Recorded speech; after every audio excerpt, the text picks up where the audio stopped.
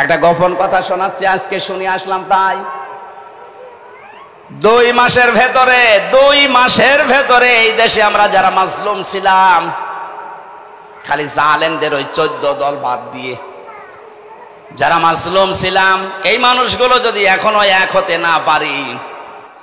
আপনি আজকে মির্জা আব্বাসের বক্তব্য দেখেছেন, উনি বলছে জামাত আর বিএনপি আমরা সবাই মিলে দেশকে সাজাতে চাই। উনি পাকা খেলোয়াড়, পাকা রাজনীতিবিদ, আন্দাজে আবেগে কথা বলা লোক না। যা বলেছে চিন্তা ভাবনা করে বলেছে। আপনি একা পারবেন না।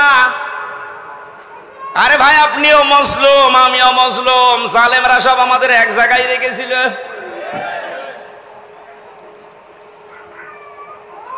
আমি অবদান স্বীকার করি, এই জন্য শুকরিয়া আদায় করছি। জনাব তারেক জিয়া সাহেবের পিএস আমার সাথে 3 বছর ছিল পাশে।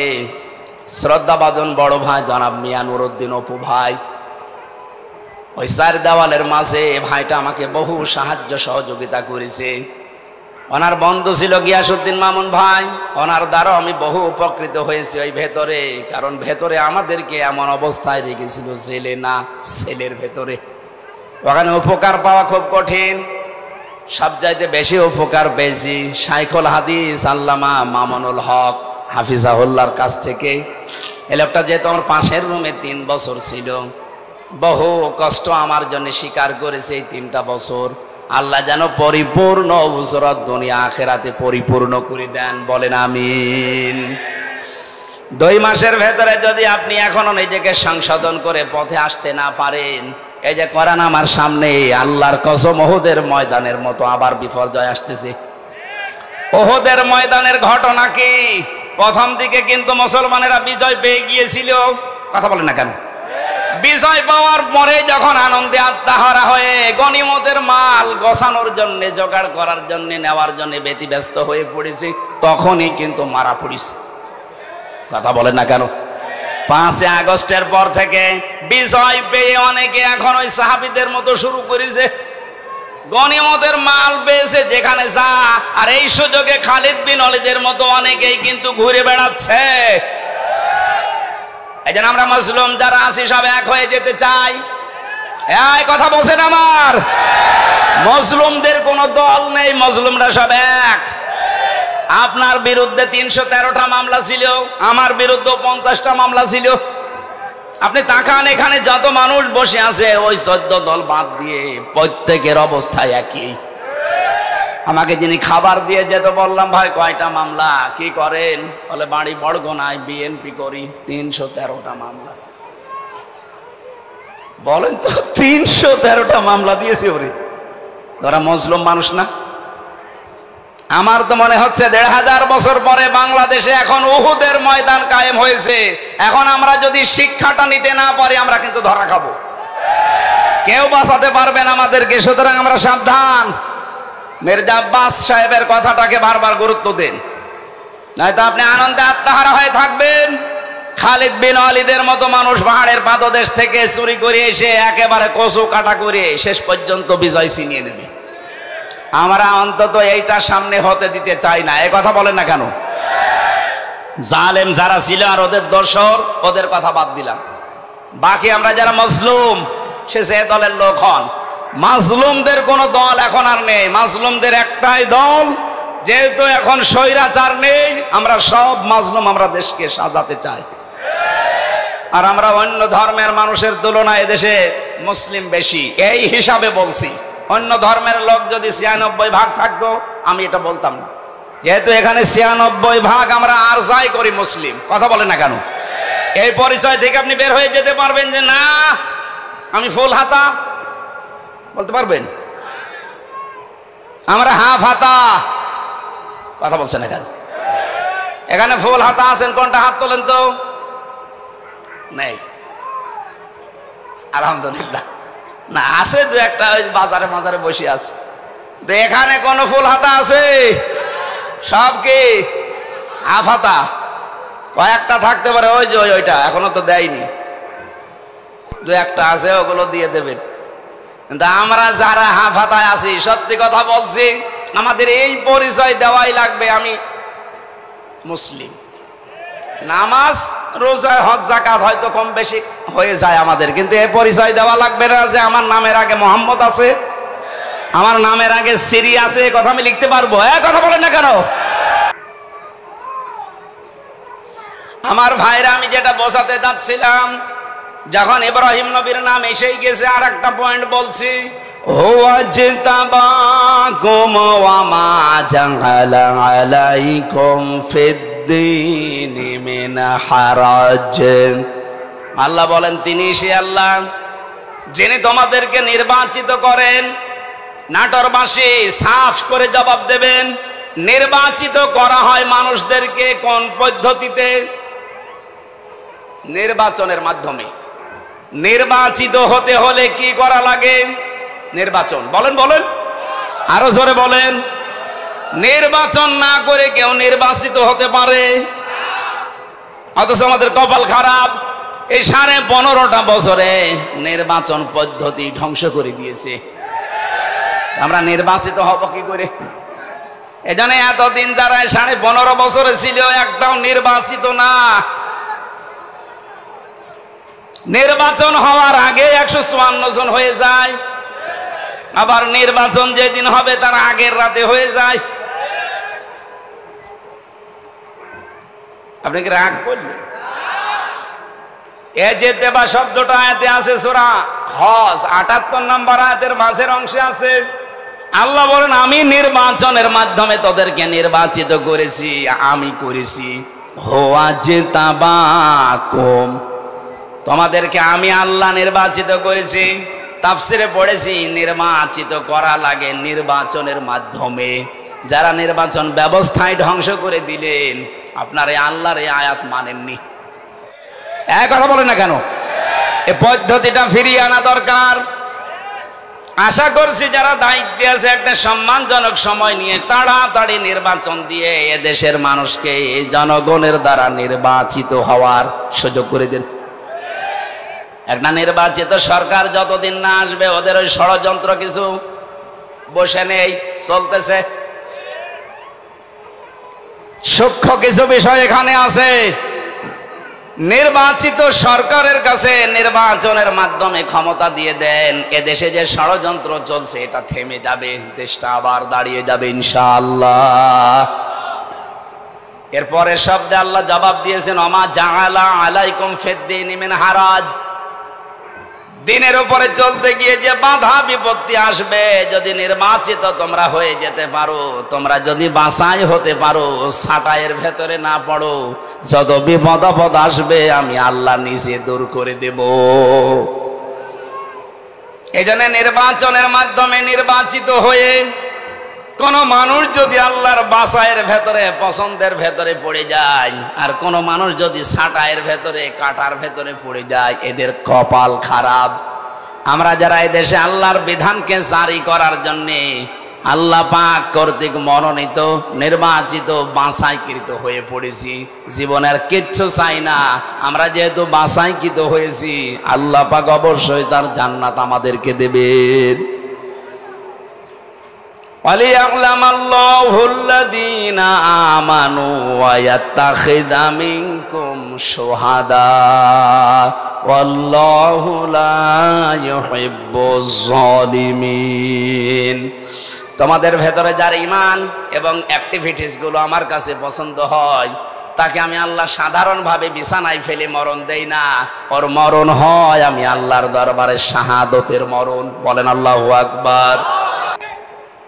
আমরা তো এইটাই চাচ্ছি, অপচয় অপব্যয় বন্ধ করেন, সত্য এবং ন্যায়কে দেশে প্রতিষ্ঠা করে দেন। যা আছে এইটা নিয়ে আল্লাহ দেশ দাঁড় করিয়ে দেবে।